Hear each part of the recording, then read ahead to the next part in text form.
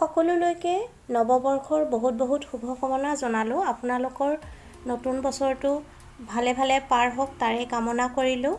নতুন বছৰৰ আৰম্ভণিতে মোৰ আজিৰ ভিডিঅ'টো হৈছে চিকেনৰ এটা ধুনীয়া ৰেচিপি। আশা কৰোঁ আপোনালোকে ৰেচিপিটো চাই ভাল পাব আৰু যদি ভাল পায় তেন্তে ভিডিঅ'টোত লাইক, কমেণ্ট, শ্বেয়াৰ আৰু চেনেলটো ছাবস্ক্ৰাইব কৰি কাষত থকা বেল আইকনটো প্ৰেছ কৰি অন কৰি ৰাখিব। তেন্তে আহকচোন ৰেচিপিটোৰ মাজলৈ আগবাঢ়ো। চিকেনখিনি ভালকৈ ধুই পখালি তাত জোখমতে নিমখ, হালধি গুড়ি, জিৰা গুড়ি, ধনিয়া গুড়ি, গৰম মছলা গুড়ি আৰু চিকেন মছলা, অলপমান কাশ্মীৰী ৰেড চিলি পাউডাৰ আৰু জলকীয়াৰ গুড়ি দি দিব আৰু খুন্দি লোৱা আদা, নহৰু আৰু জলকীয়াৰ পেষ্ট আৰু দৈ এচামুচ দি দিব আৰু জোখমতে সৰিয়হৰ তেল দি দিব। তাৰপিছত ভালকৈ সানি ল'ব আটাইখিনি। আপোনালোকে যদি এনেকৈ চিকেন বনোৱা নাই এবাৰ বনাই ট্ৰাই কৰি চাব পাৰে।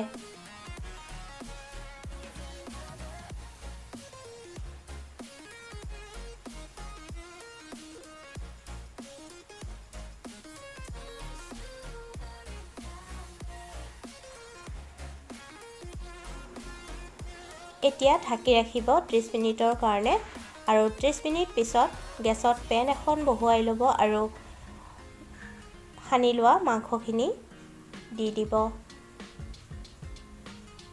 তাৰপিছত গেছৰ জুই মিডিয়াম ফ্লেমত ৰাখি লৰাই ভাজি থাকিব যেতিয়ালৈকে মাংসখিনিৰ পৰা ধুনীয়া গন্ধ বাহিৰ নোলায় আৰু বিশেষ একো কৰিব নালাগে, কেৱল মাংসখিনি সিজালৈকে ভাজিব লাগিব।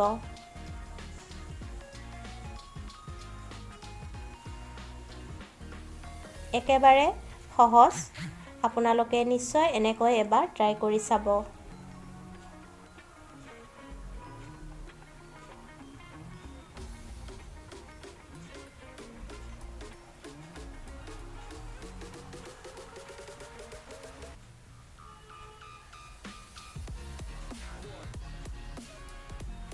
ভালকৈ ভাজি যেতিয়া মাংসখিনি কোমল হৈ পৰিব তেতিয়া গেছৰ জুই নুমুৱাই দিব আৰু নমাই আপোনালোকে এই ৰেচিপিটো পৰিৱেশন কৰিব।